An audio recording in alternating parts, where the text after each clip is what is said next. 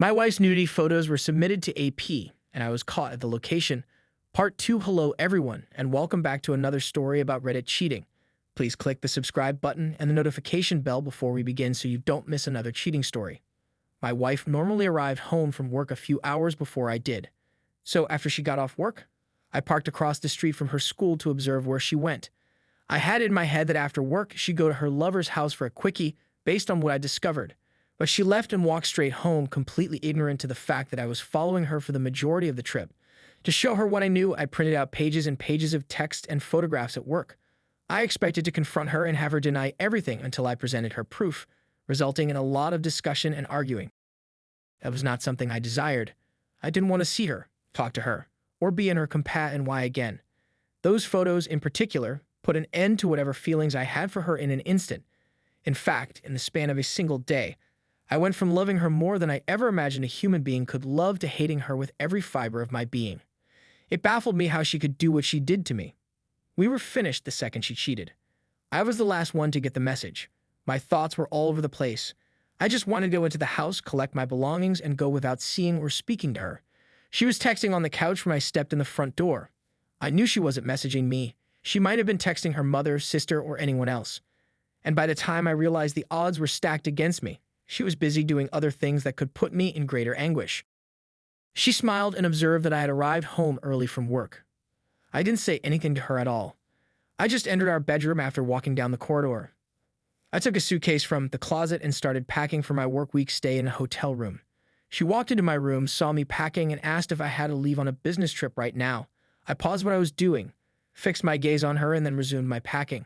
She approached me and placed her hand on my back, asking what was wrong. I recoiled from her contact as if she had touched me with a maggot-infested dead animal carcass. Before shoving her away, I turned and snarled at her to never touch me again. When she inquired as to what was wrong, I referred to her as a diseased whore who needed a blazing hot poker shoved into her privates to prevent her from reproducing. She had the arrogance to appear surprised and distressed. That's when I took out the stack of papers I'd copied, tossed them on the bed, shut my suitcase, and started walking away. She took a seat to read the papers. I heard her scream, "No," before breaking down in tears and running to catch me before I got down the corridor. I got out the door and into my car, tossing my suitcase in the back. She made it outside before I got out of the way. As I drove away, I extended my middle finger in her direction. When my phone began to ring like a casino slot machine, I just turned it off. My aim was to entirely ignore her and rely on my lawyer to handle any necessary divorce procedures. I wasn't interested in learning how they met, why it happened, or what had happened between them. She was well aware that cheating was a no-no. I had no idea why she was phoning, but it didn't bother me. I checked into a motel room about a mile from my job. I walked over to a nearby restaurant and pushed down some food that I didn't care for. I used the motel phone to call my mother and inform her of my whereabouts. She was concerned because she was one of the first persons my wife called after I left. When I asked my mother whether she knew why I had left, she said she hadn't. I informed her what I'd uncovered, that we were divorcing and and I'd be looking for work in another state so I'd never have to see my STBXW or her family again. I requested that she keep what she knew to herself, my father and my siblings. My mother sobbed. I wasn't there, but it sounded like nasty crying and shock to me. But it was painful to realize that my wife and her family were no longer a part of our life. Knowing she'd never hold a grandchild I fathered must have hurt a lot as well. But because she knew how I was raised, she knew I was finished. After speaking with my mother, I was really exhausted.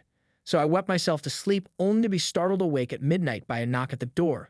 When I stood up and glanced out the peephole, I saw my STBXW waiting for me to open the door. I couldn't figure out how she discovered me, much less which room I was in. I, on the other hand, did not want to see or hear her. She had no right to glance in my general way after what she had done to me. As a result, I used the motel phone once more. Instead of calling my mother, I contacted the local police department. As they dispatched 2 cops, I remained on the line describing the scenario. I stood there watching as the cops took my STBXW from in front of the door and escorted her to the squad car. Then one of the officers knocked on the door, and I let him in. He informed me that my wife would not be admitted and asked how I wanted them to proceed. I said that I wanted her to leave me alone, and I didn't want to speak to her again. He and I completed all of the paperwork required for a restraining order. He double-checked that the RO was what I wanted because it would prevent me from returning to my residence without police escort. I told him I didn't want to go back into that house, that I was done with her, and that she could keep it and the rest of our possessions. He was able to persuade her to sign the RO. I went back to bed for a few hours after watching her and the cops drive away. The next day, I made it to work. Everyone wanted to know how I was doing since they assumed I had left because I was sick. I informed them that I was still feeling under the weather and that I would be working in my office all day in case my illness was contagious. I dialed my boss's number and requested a meeting in my office. He was sitting across from me 15 minutes later. He was probably looking for an update on the project my team was working on. When I told him I'd found out my wife had been cheating the day before, he was almost as surprised as I was. I didn't even hint that I'd be looking for a new job out of state shortly, but I made it clear that there was no hope of reconciliation and that my wife was dead to me. It was everything I could do not to cry and keep my cool. However, I informed my supervisor that I intended to focus on my work in order to avoid thinking about my personal life. At the time, I stated that I needed the actual work far more than the income that came with it. He informed me that I could work as much as I wanted and that I could even sleep in my office if necessary. I thanked him for his generosity before urging him to keep our conversation private until word got out. I stopped over my parents' house for dinner after work that day. They also invited all of my siblings and their spouses. As supper was coming to a close, my parents pulled me away and advised that I tell everyone what had happened and what was about to happen. When I started talking, there were still a few people eating. However, the news destroyed everyone's appetites. They were all as surprised and outraged as I was. When I left, two of my siblings received calls from my ex and they felt bad for her. Both wished they'd known what was going on so they could have told her what they thought. I promised them and the rest of my family that all I wanted was for my wife and anybody connected to her to be ignored, isolated, and outcast.